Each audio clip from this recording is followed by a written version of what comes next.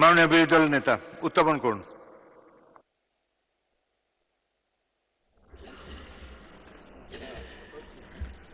ধন্যবাদ মাননীয় স্পিকার, আমাকে সুযোগ করে দেওয়ার জন্য। আমি সময়ের বাধ্যবাধকতার কারণে এই বিষয়টি মহান এই সংসদে উত্থাপন করতে যাচ্ছি। জুলাই গণ অভ্যুত্থানের প্রেক্ষাপটে গঠিত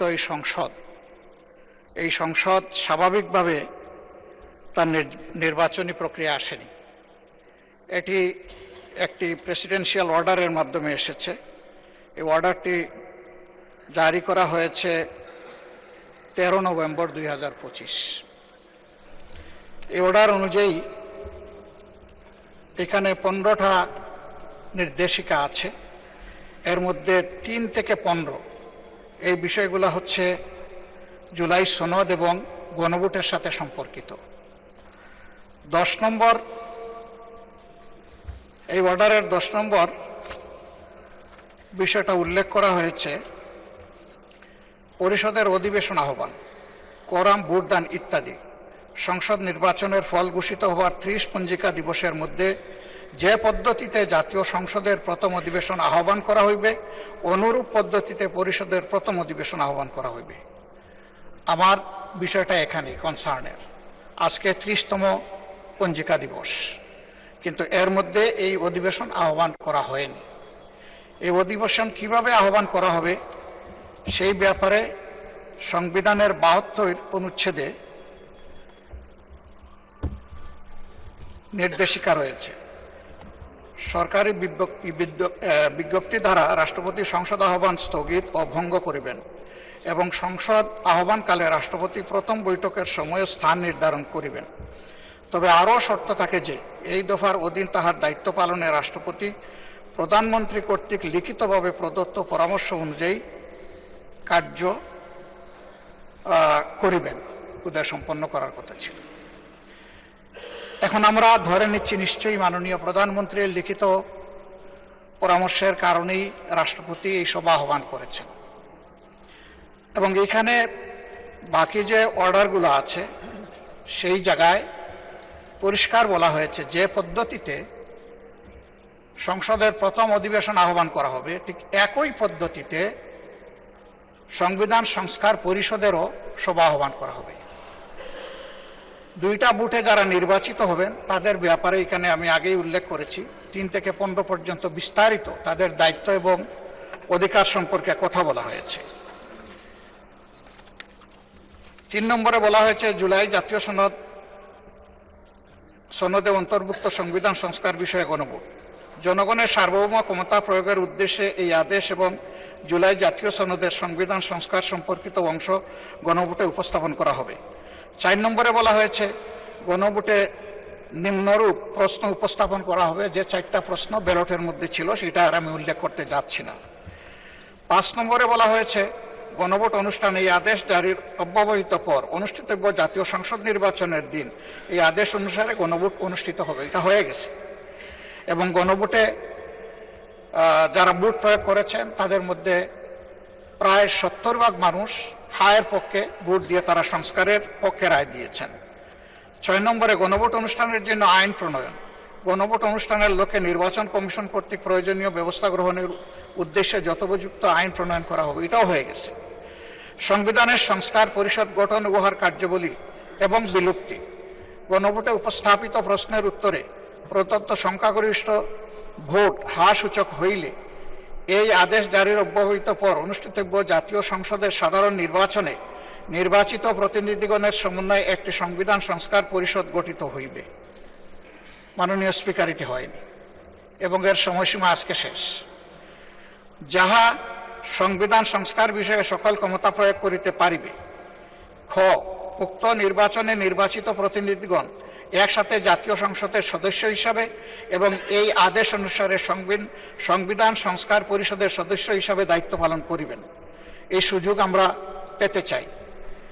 পরিষদ উহার প্রথম অধিবেশন শুরুর তারিখ হইতে 180 কার্য দিবসের মধ্যে জুলাই জাতীয় সনদ এবং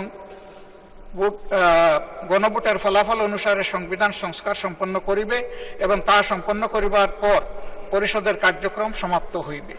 শুরুই হোক আগে, তারপরে সমাপ্ত। পরিষদের কর্মধারায় অংশগ্রহণের সময় নির্বাচিত প্রতিনিধিগণ পরিষদ সদস্য হিসাবে অভিহিত হইবেন। মানে দুইটা ক্যাপাসিটিতে আমরা এখানে নির্বাচিত হয়েছি, দুইটা বুথের মাধ্যমে, আলাদা আলাদা বুথ। এই আদেশের উদ্দেশ্য পূরণকল্পে পরিষদ ইহার অধিবেশন আহ্বান ও মুলতবি, সংবিধান সংস্কার বিষয়ক প্রস্তাব উত্থাপনের পদ্ধতি, উক্ত প্রস্তাব বিবেচনা ও গ্রহণ এবং অন্য সকল বিষয়ে কার্যপ্রণালী নির্ধারণ করিবে।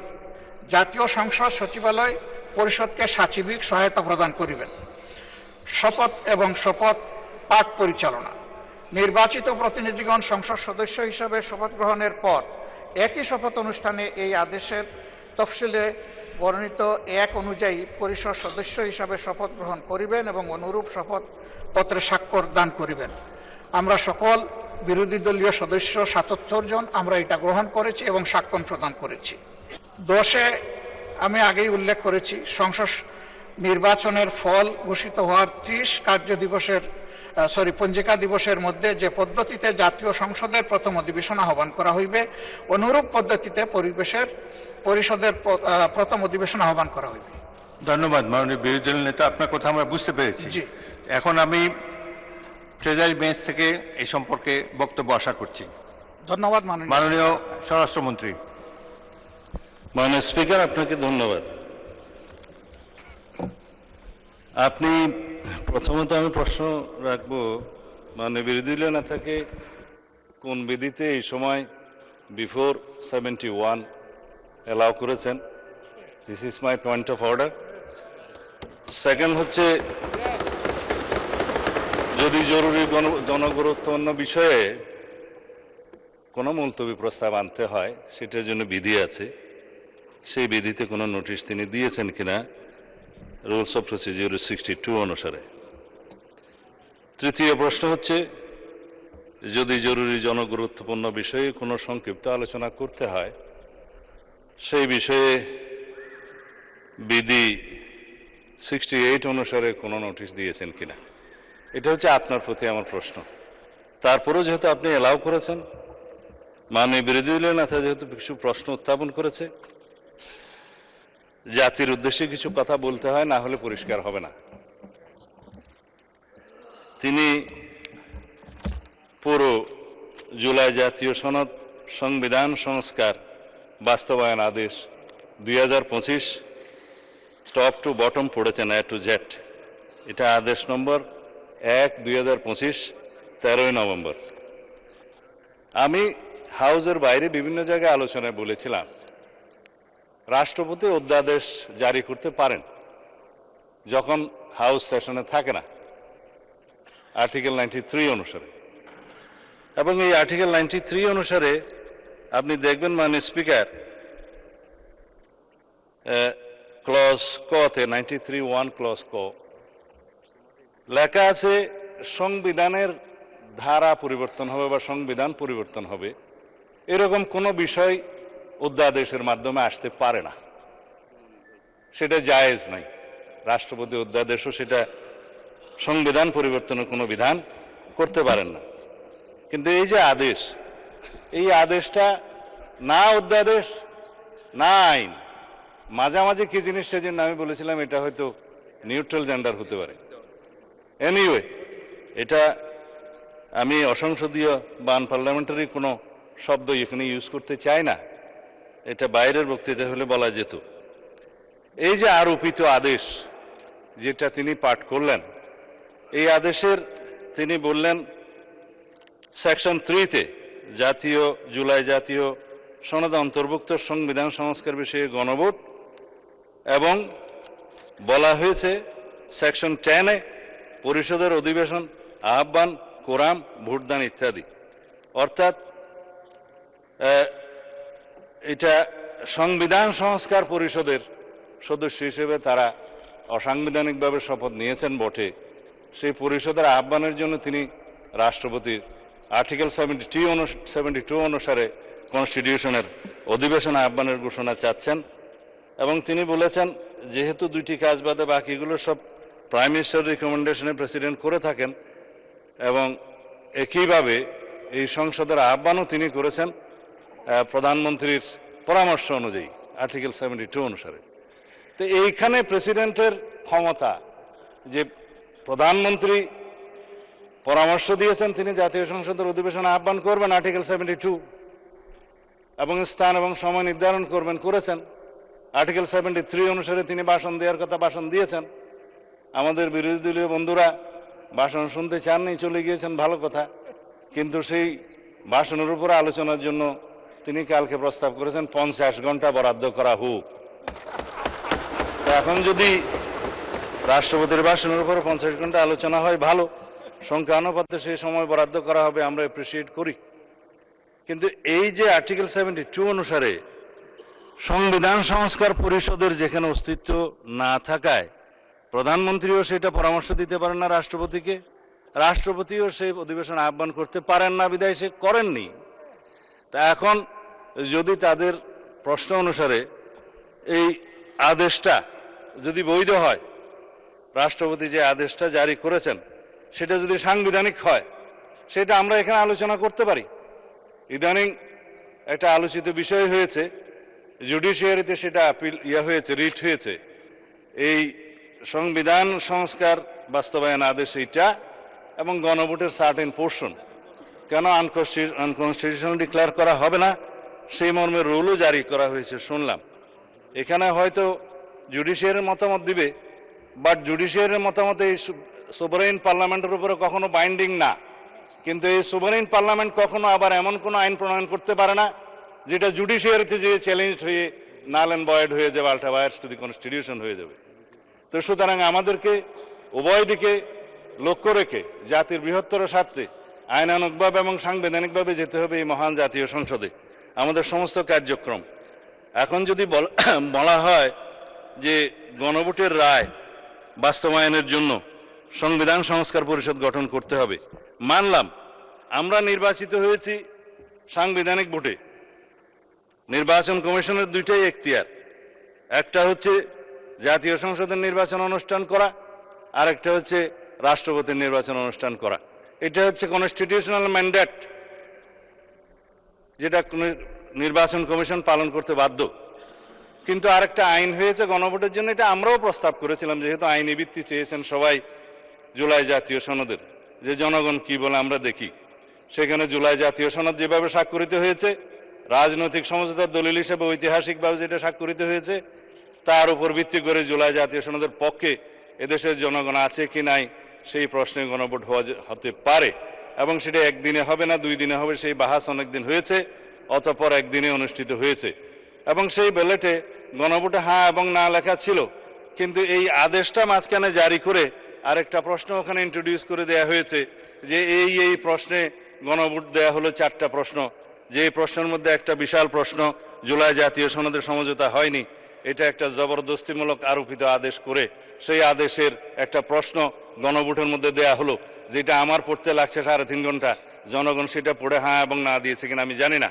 তবে 4টা ভোট, 4টা প্রশ্ন, সেই প্রশ্নের মধ্যে একটা অ্যান্সার দিতে বলা হয়েছে, আইদার হ্যাঁ অথবা না বলুন। কিন্তু 4টা ভোটে তো 4টা প্রশ্ন থাকা উচিত ছিল, যে আমরা কোন কোন প্রশ্নে হ্যাঁ বলবো, কোন কোন প্রশ্নে না বলবো, সেই অপশনও ছিল না। আমি সেই লম্বা বাহাসে যাচ্ছি না। তারপরও গণভোটের রায় যদি বাস্তবায়ন করতে হয়, সেই গণভোট এই আইন অনুসারে, সেই রায় অনুসারে সংবিধানে আগে সংস্কার আসতে হবে, সংবিধানের সংশোধন আসতে হবে। সংবিধানে যদি সেটা আমরা গ্রহণ করি, তারপরে সেই গণভোটের রায় বাস্তবায়নের জন্য তখন সংবিধান যদি এটা কন্টেইন করে, ধারণ করার পরে তখন যদি পরিষদের সদস্য হিসেবে শপথ নিতে হয়, সেটা তখনকার ব্যাপার হবে। সেটা আমরা let us have debate on it. তবে এখন এই সংবিধান সংশোধনের জন্য আমরা এই সেশনে বিল আনতে পারবো কিনা সেটা যথেষ্ট সন্দেহ আছে। এই কারণে যে 133টা অধ্যাদেশ এখানে উত্থাপিত হয়েছে প্রথম দিনে, আজকে হয়তো মাননীয় আইনমন্ত্রী সেগুলা বিশেষ কমিটি দেওয়ার জন্য প্রস্তাব করতে পারেন। তারপরে সেটা স্ক্রুটিনি হবে, রিপোর্ট পেশ হবে, সময় আছে 30 দিন। এটা কোনো কার্য দিবস নয়, পঞ্জিকা দিবস। 30 দিনের মধ্যে এই অধ্যাদেশগুলো সম্পর্কে আমাদেরকে ফয়সালা করতে হবে। এখন সেই অধ্যাদেশগুলো ফয়সালা করতে গিয়ে 15 দিন এখন লম্বা ছুটিতে, 29 তারিখের আগে আপনি আর সেশন করতে পারছেন না আজকের পরে। তখন এগুলো করতে করতে এই সেশন চলে যাবে। তারপরের সেশনে আপনার বাজেট অধিবেশনের সময় যদি আপনারা অ্যালাউ করেন যে সংবিধান সংশোধনের বিষয়ে এই হাউস সিদ্ধান্ত নেয়, কার্য উপদেষ্টা কমিটিতে যদি সিদ্ধান্ত হয়, তখন বাজেটের এই সেশনের মধ্যেও সংবিধান সংশোধনের জন্য কমিটি করে তারা এই জুলাই জাতীয় সনদকে সেখানে ধারণ করে সংবিধান সংশোধনের জন্য বিল উত্থাপন করতে পারে। সেই বিলটা তারপর আলোচনা হবে, পাশ হবে, সেটা তখন সেই সেশনে করা যাবে কিনা আপনারা সিদ্ধান্ত নেবেন। আমি পজিটিভলি যাচ্ছি, আমি কোনো কিছু অস্বীকার করছি না। জনরায়কে সম্মান দিতে হবে, কিন্তু সেটা সাংবিধানিকভাবে দিতে হবে, আইনগতভাবে দিতে হবে। এখানে ইমোশনের কোনো জায়গা নেই। রাষ্ট্র ইমোশন দিয়ে চলে না, রাষ্ট্র চলে সংবিধান দিয়ে, আইন দিয়ে, কানুন দিয়ে। তা আমরা সেইভাবে যাই। আমি বিরোধী দলের বিরোধী দলে না থাকে যথেষ্ট সম্মানের সাথে এটা প্রস্তাব দিতে চাই যে আসুন আমরা কার্য উপদেষ্টা কমিটিতে সে বিষয়ে আলোচনা করি, কখন সংবিধান সংশোধনের জন্য আমরা বিল উত্থাপন করতে পারবো এবং জুলাই জাতীয় সনদকে আমরা অক্ষরে অক্ষরে পালন করতে আমরা প্রতিশ্রুতিবদ্ধ। আমরা জাতির কাছে অঙ্গীকার করেছি যে জুলাই জাতীয় সনদ ঐতিহাসিকভাবে যেভাবে স্বাক্ষরিত হয়েছে, রাজনৈতিক সমঝোতার দলিল হিসেবে তার প্রতিটি শব্দকে আমরা সম্মান করি। কিন্তু জুলাই জাতীয় সনদের বাইরে আরোপিত কোনো আদেশ দিয়ে, কোনো অবৈধ আদেশ দিয়ে সেটা কোনো সংবিধান সংশোধন করা যায় কিনা, সেটা একটা বিশাল আইনি প্রশ্ন, সাংবিধানিক প্রশ্ন। সেটাও আমরা ডিবেট করি, আলোচনা করি, আমরা কার্য উপদেষ্টা কমিটিতে আলোচনা করি এবং সংবিধান সংশোধনের জন্য আমরা বিল উত্থাপন করি।